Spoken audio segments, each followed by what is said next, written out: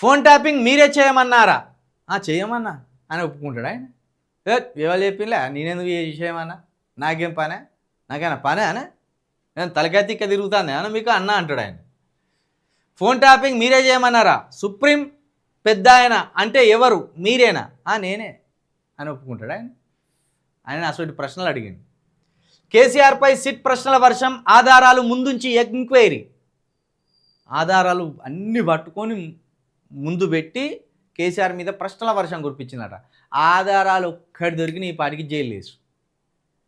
ఆధారాలు లేవు, అనుమానాలు ముందు పెట్టి ప్రశ్నలు అడిగిండు. పదవి విరమణ చేసిన ప్రభాకర్ రావును ఎస్ఐబి చీఫ్గా ఎందుకు నియమించారు? ఎందుకంటే కేసీఆర్ గారి అడుగులకు మడుగులు వస్తాడని, కేసీఆర్ గారు ఏది చెప్తే అది చేస్తాడని నియమించుకున్నారు. ప్రణీత్ రావుకు ప్రమోషన్ ఎందుకు ఇచ్చారు? ఎందుకంటే వాళ్ళ కులపోడు చెప్పింది చేస్తారని ప్రమోషన్ ఇచ్చుకున్నారు.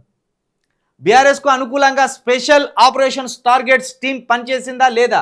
100% స్పెషల్ టీం పనిచేసింది. సీఎంఓ నుంచి ఎస్ఓటీకి వెళ్ళిన వందల ఫోన్ నెంబర్లు ట్యాపింగ్ లిస్ట్లో ఉన్నాయి.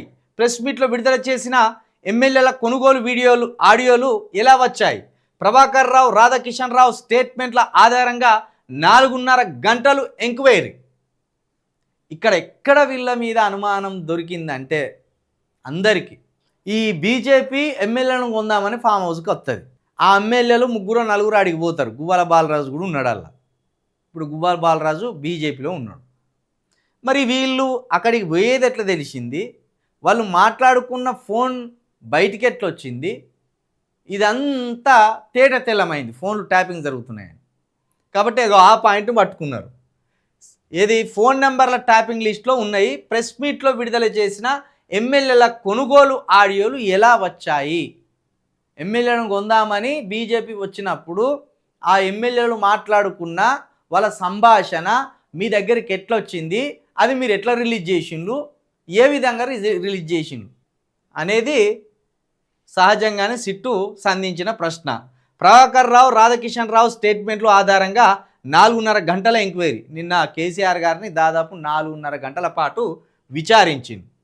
పాపం కేసీఆర్ గారిని చూస్తుంటే చాలా దారుణంగా ఉన్నది కదా. ఆయన వ్యవహారం చాలా నీరసించిపోయినట్టుగా కనబడుతున్నాడు. మునుపటి కళ లేదు, మునుపటి చరిష్మా లేదు, మునుపటి కాన్ఫిడెన్స్ లేదు. 4.5 గంటల పాటు సిట్ ఆయనను విచారించిందంటే ఓ విధంగా ఇది అవమానమే. ఎందుకంటే కేసీఆర్ అంటే ఎసుంటాడు, మొండి ఘటం, ఎవరికి జంకనోడు, ఎవరికి భయపడనోడు, ఆయన అనుకున్నది చేసి తీరుతాడు. మరి అటువంటి వ్యక్తి నిన్న చాలా నీరసంగా, ఏమాత్రం ఆత్మవిశ్వాసం లేనట్టు ఏదో బలవంతంగా వచ్చి చేయలేపి ఆ విక్టర్ సింబల్ చూపించి ఆ పిడికిలి గుర్తు చూపించినట్టు కనబడుతుంది. ఫోన్ ట్యాపింగ్ మీరే చేయమన్నారా? ఆ సుప్రీం ఎవరు, ఆ పెద్ద ఆయన ఎవరు అంటే సుప్రీం కేసీఆర్ గారే, పెద్ద ఆయన కేసీఆర్ గారే. ఇక అందరికీ తెలిసిందే. పెద్ద ఆయన అంటారు ఆయనను, లేకపోతే బాస్ అంటారు, లేకపోతే బాపు అంటారు, ఇంకోటి సుప్రీం అంటారు, లేకపోతే పైనుండి ఆర్డర్ వచ్చింది అంటారు. కాబట్టి మరి నిన్న సిట్ అడిగిన ప్రశ్నలకు మరి కేసీఆర్ గారు ఎలాంటి సమాధానం ఇచ్చిండ్రు అనేది అది ఎవ్వరికి తెలియదు. ఒక కేసీఆర్ గారికి సిట్ అధికారులకు తప్పించి ఎవరికి తెలిసే అవకాశం కూడా లేదు.